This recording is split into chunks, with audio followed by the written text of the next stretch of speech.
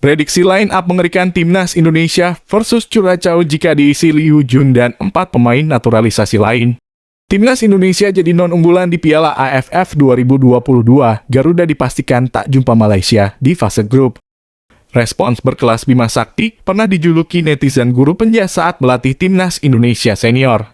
Mengintip kekuatan Timnas Curacao lawan Timnas Indonesia yang didominasi pemain Liga Belanda. Luar biasa. Putra asal So NTT masuk Timnas U19. Ingin balas dendam, media Malaysia harap Timnas Indonesia dan Malaysia bentrok di semifinal atau final Piala AFF 2022. Dua pemain Persis Solo dipanggil ke Timnas U19 Indonesia, satu kiper postur tinggi siap debut. Buat kamu yang mau beli jersey Timnas Indonesia terbaru, langsung aja klik link di deskripsi video ini. Dan nikmati promo gratis ongkirnya. Buruan sebelum kehabisan. Mohon subscribe channel ini dulu, supaya gak ketinggalan berita terbaru Timnas Indonesia. Berita pertama, prediksi line up mengerikan Timnas Indonesia versus Curacao jika diisi Liu Jun dan 4 pemain naturalisasi lain. Sintayong diprediksi menurunkan formasi 3-4-3. Di posisi penjaga gawang ada Nado Argawinata. Kemudian, 3 bek sejajar ditempati Sandy Walsh, Jordi Amat, dan Akan Bagot. Selanjutnya, Asnawi Mangkualam bertugas sebagai wingback kanan dan Saine Patinamah di sisi sebelahnya. Untuk gelandang sentral, Liu Jun dan Mark Klok bisa berkolaborasi. Lanjut ketiga terdepan ada Sadil Ramdhani sebagai winger kanan, Witan Sulaiman, winger kiri, dan Dimas Derajat, penyerang tengah.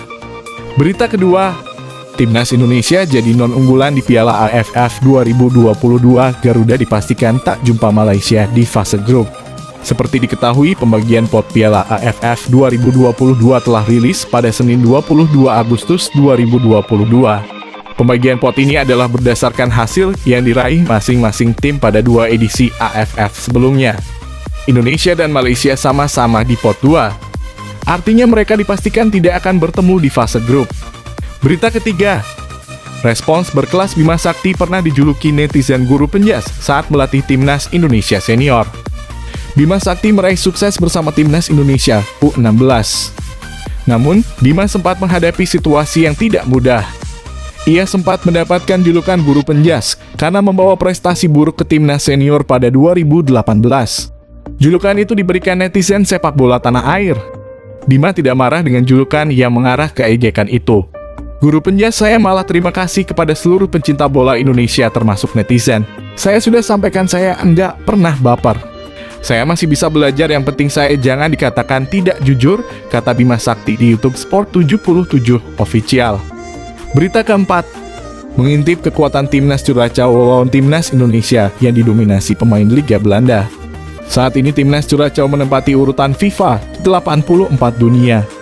Hebatnya lagi, mayoritas penggawa Timnas Curacao bermain di benua Eropa, terutama Belanda. Diketahui ada 10 pemain Timnas Curacao yang membela klub di Belanda. Sebut saja Furnon Anita, Kevin Velida, dan Jurien Gari. Ketiga pemain tersebut mentas di RKC Waalwijk, salah satu klub kasta tertinggi Liga Utama Belanda. Berita kelima, luar biasa, putra asal So NTT masuk Timnas U19. Putra asal So, Kabupaten TTS, Nusa Tenggara Timur lolos masuk tim nasional U19. Putra asal So yang dipanggil resmi bergabung dalam Timnas U19 yakni Frankie Misa. Ia bersama 9 orang pemain lainnya dipanggil untuk mengikuti pemusatan latihan pada tanggal 24 Agustus hingga 7 September mendatang di salah satu hotel Jakarta. Berita ke-6, ingin balas dendam, media Malaysia harap Timnas Indonesia dan Malaysia bentrok di semifinal atau final Piala AFF 2022. Media Malaysia semuanya bola berharap Timnas Indonesia dan Malaysia bentrok di semifinal atau final Piala AFF 2022. Semuanya bola berharap pertemuan itu tersaji supaya Harimau Malaya julukan Malaysia dapat membalaskan dendam atas kekalahan yang mereka alami di Piala AFF 2020. Malaysia dan Indonesia ditempatkan di pot 2 Piala AFF 2022. Artinya dua rival ini tidak akan bertemu di fase grup Piala AFF 2022, tulis semuanya bola. Malaysia dan Indonesia harus keluar dari fase grup masing-masing untuk saling bertemu di semifinal atau final.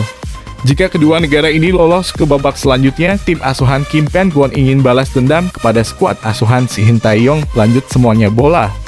Berita ketujuh, dua pemain Persis Solo dipanggil ke Timnas U19 Indonesia, satu kiper postur tinggi, siap debut. Pelatih Timnas U19 Indonesia, Sintayong, memanggil dua pemain Persis Solo. Pemain tersebut adalah Sanandin Faris dan Erlangga Setio.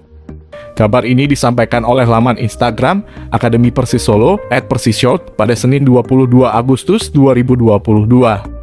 Dua pemain ini akan mengikuti pemusatan latihan untuk kualifikasi Piala Asia U20 tahun 2023.